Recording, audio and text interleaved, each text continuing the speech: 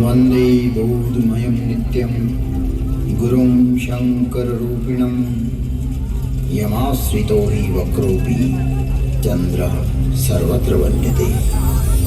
भवानी शंकरौ वंदे श्रद्धा विश्वासरूपिणौ याभ्यां विना न पश्यन्ति सिद्धः स्वान्तः स्थमीश्वरम्। तुम त्रिभुवन गुरुवेद बखाना आन जीव पावर का जाना। विश्वनाथ ममनाथ पुरारी त्रिभुवन महिमा विदित तुम्हारी।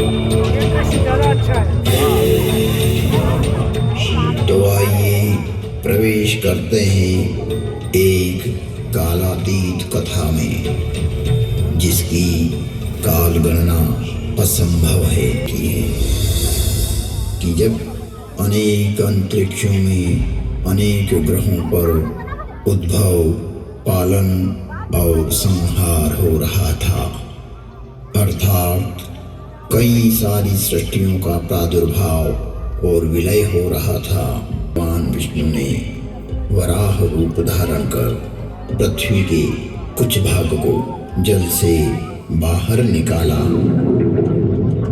जिससे कालांतर में इस पृथ्वी पर जीव पनपने लगा और एक बड़ी काल गणना के बाद यहाँ मानव पैदा हुआ। किंतु उसे किसी प्रकार का बोध नहीं था, किसी भी प्रकार की अभिव्यक्ति की समझ नहीं थी। ना तो उस समय शब्द था, ना कोई वर्णाक्षर। चराचर जीव जगत की पृथ्वी का निर्माण हो चुका है। विष्णु ने अपनी व्यवस्था भी व्यापित कर दी है, लेकिन शब्द की उत्पत्ति कौन? शब्द ब्रह्म का दान दे सकते हैं। प्रार्थना करें। उठाया और भयंकर तांडव करने लगी।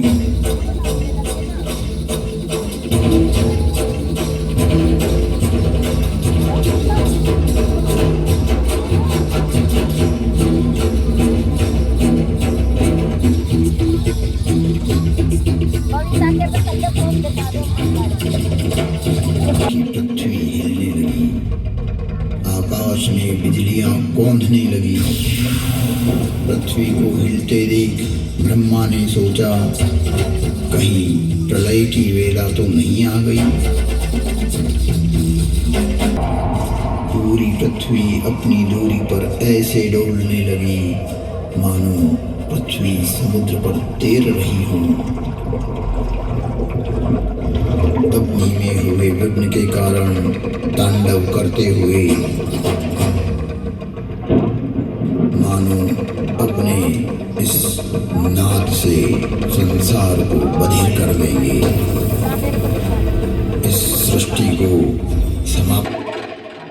ओम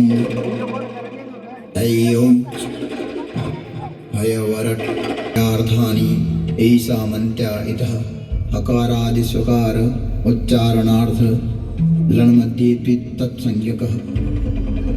शिव के नाद तांडव के बाद संज्ञा, संधि, ओष्ठ, जिह्वा, कंठ, नासिका, पुल्लिंग, स्त्रीलिंग, नपुंसकलिंग आदि आदि वर्णों की उत्पत्ति के स्थान तय हुए। वाणी में व्यापकता आई, वाणी की श्रेणियां निर्धारित हुई, वर्ण का लिंग तय हुआ।